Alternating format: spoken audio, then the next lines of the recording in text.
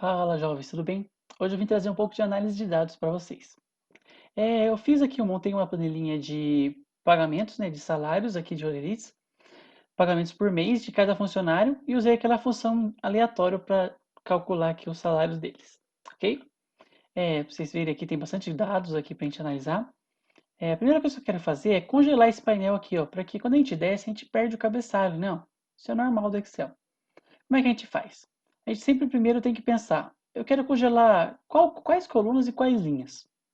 Nesse caso, eu não quero congelar em nenhuma coluna, eu quero congelar só linha. Então, eu tenho que pensar sempre em cruz, né? Ele congela sempre assim. Por exemplo, se eu congelasse aqui na D4, ele vai congelar aqui para trás e aqui para cima.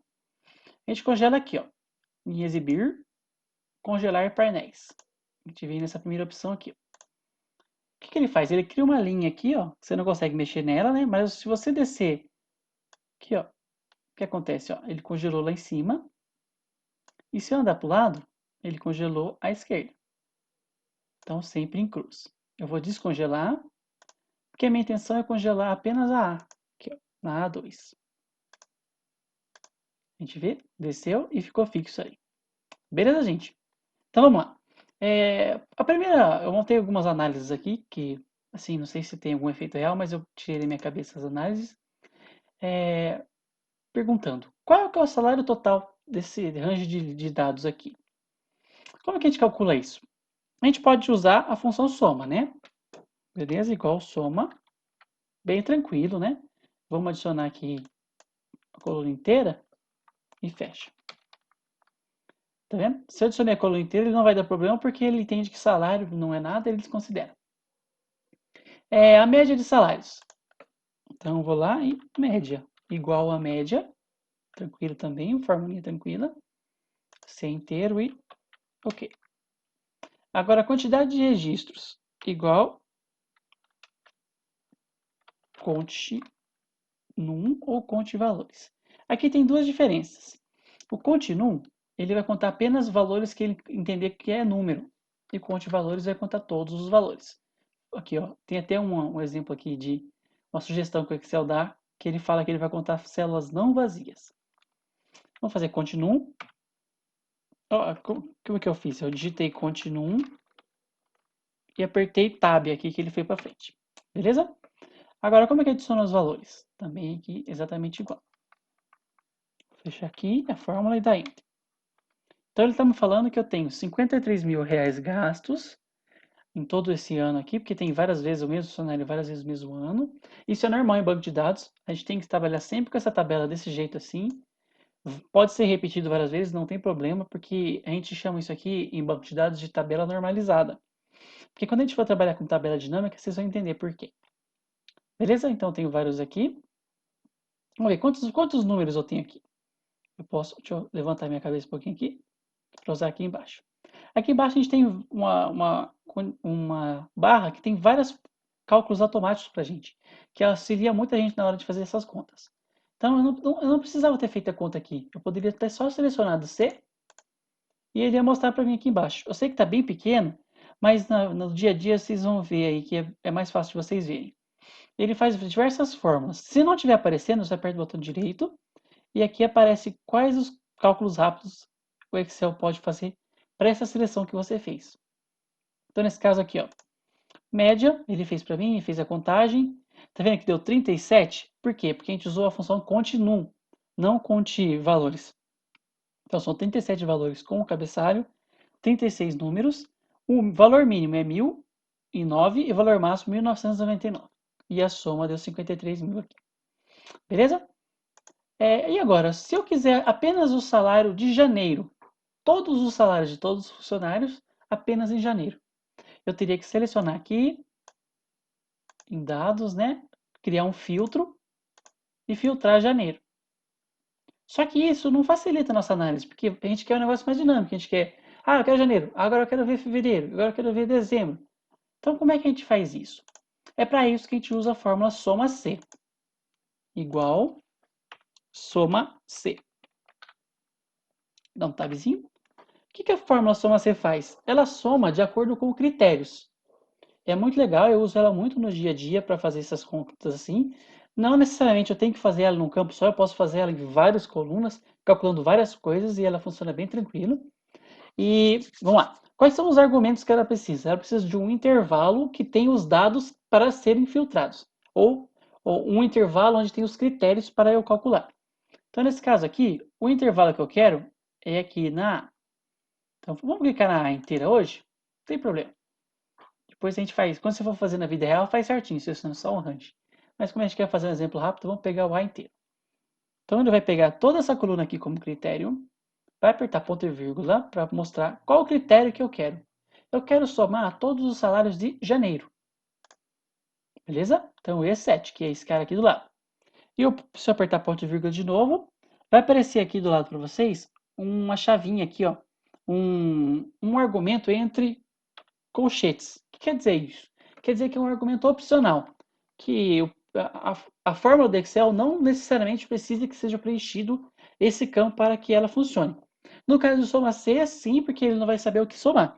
Mas enquanto você vê assim, quando você estiver construindo uma fórmula e você vê argumentos sem os colchetes e argumentos com os colchetes, você já sabe a diferença. Se ele tiver sem colchete, ele é um argumento obrigatório, então a fórmula não vai funcionar se não tiver esse argumento, e o argumento opcional, que é com colchetes. Beleza? Só mais uma dica aí para vocês. Vamos lá.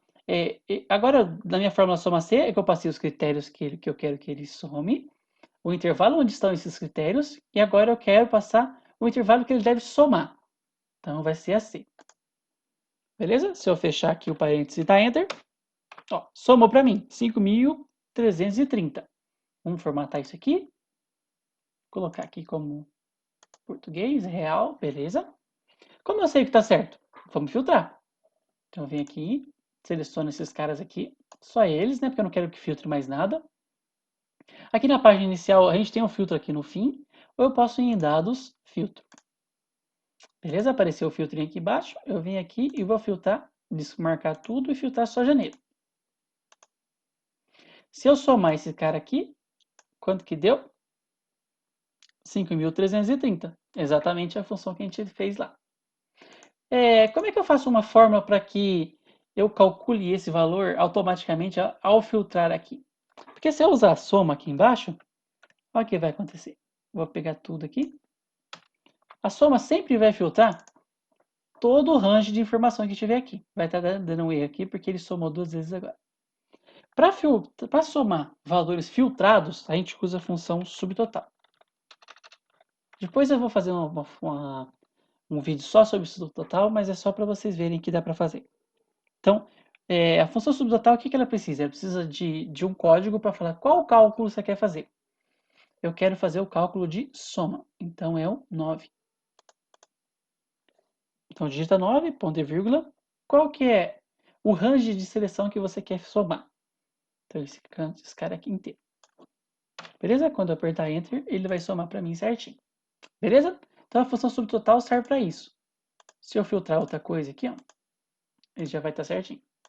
Beleza? Vou apagar, só mais para conhecimento mesmo, e vou voltar aqui às nossas análises. Beleza. Então, aqui ele fez o soma 6 e somou para mim. Como eu expliquei na aula passada, aqui eu fiz uma validaçãozinha de dados, ó. Se eu posso escolher aqui todos os meses. Quem não viu a aula passada, dá uma olhadinha lá que eu ensino certinho como fazer essa validação. Então, eu vou escolher aqui, por exemplo, abril. Ele já calculou para mim automático. E esse é o ganho de benefício da soma C. Ele já faz análise para mim. Vamos fazer aqui, eu sei que eu não coloquei, mas vou colocar aqui a média e a quantidade.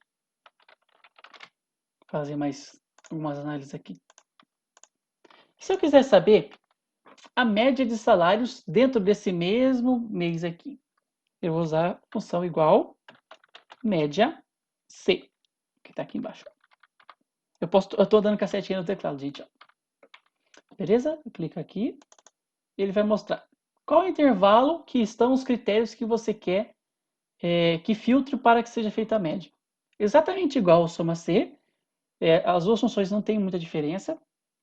É mais o resultado que elas calculam. Assim que eu comentei naquela primeira aula, que a gente não tem que saber o que ele faz por dentro da fórmula, mas sim o conceito dela. Então é basicamente isso. Então, eu vou passar os argumentos aqui da coluna A para ela. Ponto e vírgula, eu vou passar o critério que eu quero, que é o E. E ponto e vírgula, eu vou passar qual intervalo que eu quero que ele faça a média. Beleza, já fez para mim. É bem rápido, é bem tranquilo. Assim que eu mudar também aqui, ó, junho, ele já vai calcular para mim certinho. E dessa família C aí, eu tenho o conte C, que é conte.c. Beleza? Que é bem mais simples que os dois, é basicamente a parte principal do soma C e do conte C sem um intervalo de soma, ou de média. Então, nesse caso, eu pego o intervalo aqui, que é os meses, ponto e vírgula, o período que eu quero aqui. E ele trouxe para mim aqui quantos itens eu tenho nesse filtro.